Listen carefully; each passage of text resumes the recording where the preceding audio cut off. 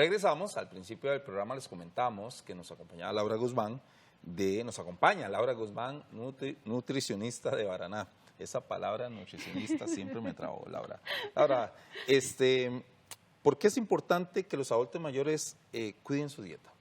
Bueno, en primer lugar, me gustaría aclarar que tener una buena alimentación es importante a lo largo de todas las etapas de nuestra vida.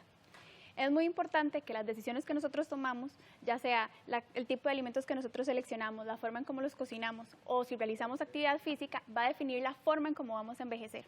Específicamente para los adultos mayores, la nutrición juega un papel fundamental porque nos va a ayudar a prevenir, a retrasar o incluso a revertir ciertos cambios que van a ocurrir como parte del proceso normal de envejecimiento. ¿Cuáles son los cambios que aparecen con la edad y que afectan la alimentación? Ok, bueno, específicamente hablando sobre lo que nos puede afectar a nivel de cómo nos alimentamos, lo primero que ocurre es que vamos a ver una disminución en el sentido del gusto y del olfato. Entonces, bueno, si a nosotros no nos sabe muy bien la comida, lo que vamos a hacer es agregarle sal y agregarle azúcar dependiendo de qué estemos preparando. Claro. Entonces, si agregamos en exceso este tipo de nutrientes, vamos a fomentar o es muy probable que desarrollemos ciertas enfermedades como hipertensión o diabetes. Para que se den una idea, la cantidad de azúcar que deberíamos de consumir al día son 4 cucharaditas, que es más o menos esta cantidad. Y de sal es 1 cucharadita al día. Entonces, para tratar de compensar este exceso de sal o de azúcar que a veces le agregamos a la comida, es utilizar especies naturales. Digamos, si estamos preparando algo dulce, podríamos agregar vainilla, nuez moscada, clavo de olor, canela. Si es algo salado... Aquí fue lo que nos mostró antes, lo que estamos viendo en cámara. No, Okay. esto es orégano, ¿verdad? Eso es orégano. Eso es orégano, Eso, sí. digamos, sería alguna especie ¿Y lo de natural. estos tubitos? Este que está aquí, el cafecito, es la cantidad... Vamos a ponérselo aquí a Edgar, que está en cámara 3. Vamos a ponérselo por aquí. ¿Por aquí, Edgar? Ahí está. Ahí ya lo pueden ver. Ajá. ¿Esto es? Ok, el cafecito es la cantidad de azúcar que una persona debería de consumir al día. Eso equivale a 4 cucharaditas. Por día, nada más. Por día, para que se den una idea. Perfecto. De sal sería 1 cucharadita al día.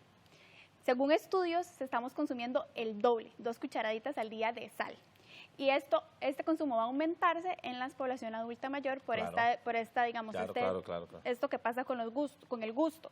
Entonces deberíamos de tratar de compensarlo agregando otras cosas. Si es, por ejemplo, preparaciones saladas, orégano, tomillo, romero, culantro, coyote, apio, todas estas especies porque nos ayudan a realzar el sabor sin agregarle, digamos, estos nutrientes que son un poco perjudiciales si los consumimos en exceso. ¿En qué debe consistir su alimentación?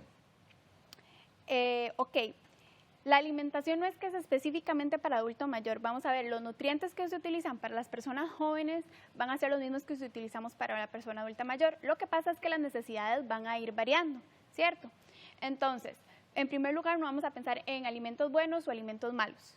Lo que un adulto mayor tiene que comer es una dieta que sea variada, que incluya muchos grupos de alimentos. Entonces, para que se den aquí una idea, los nutricionistas clasificamos los alimentos en varios grupos, dependiendo del tipo de nutrientes que aporten.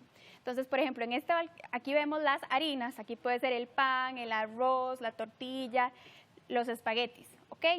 Luego tenemos otro grupo que se llama las leguminosas, que son... Vamos, aquí ahora sí, aquí Okay. lo están viendo en cámara.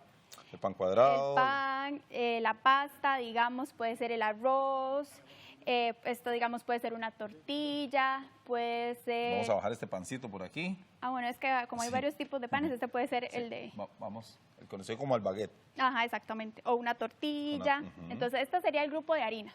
Lo conocemos como el grupo de harinas y es lo que a veces la gente dice como carbohidratos. Eso es lo que la gente llama como carbohidratos. Luego tenemos las leguminosas, que serían los frijoles, las lentejas, los garbanzos, los cuaces. Este es un grupo de alimentos muy importante porque nos aporta fibra, nos aporta proteínas, nos aporta carbohidratos, ¿verdad? Esto idealmente deberíamos de consumir una vez al día, por lo menos.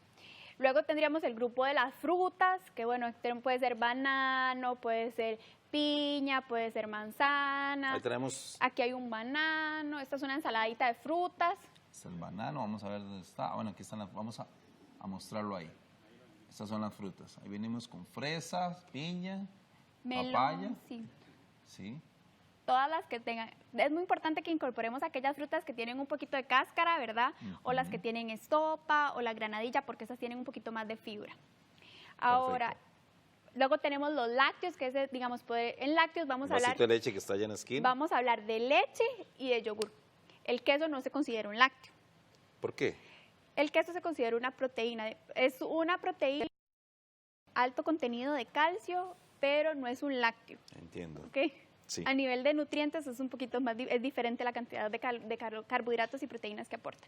Y por último, tenemos digamos, las proteínas o las carnes, que entonces aquí podría venir el queso, el huevo, todo lo que es el pollo, el pescado, la carne.